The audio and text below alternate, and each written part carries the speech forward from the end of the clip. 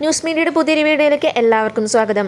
പെൻഷനുമായി ബന്ധപ്പെട്ട ഏറ്റവും പുതിയൊരു അറിയിപ്പാണ് ഈ വീഡിയോയിലൂടെ ഷെയർ ചെയ്യുന്നത്.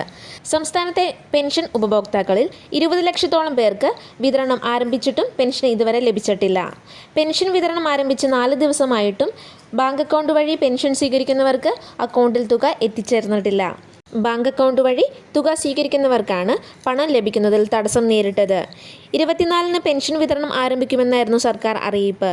സഹകരണ ബാങ്കുകൾ വഴി പെൻഷൻ വീട്ടിലെത്തിക്കുന്നതിൽ കാലതാമസം ഉണ്ടായിട്ടില്ലെന്നും ഇന്നലെ വിതരണം ഏതാണ്ട് പൂർത്തിയാക്കാൻ കഴിഞ്ഞെന്നും ധനവകുപ്പ് വ്യക്തമാക്കി.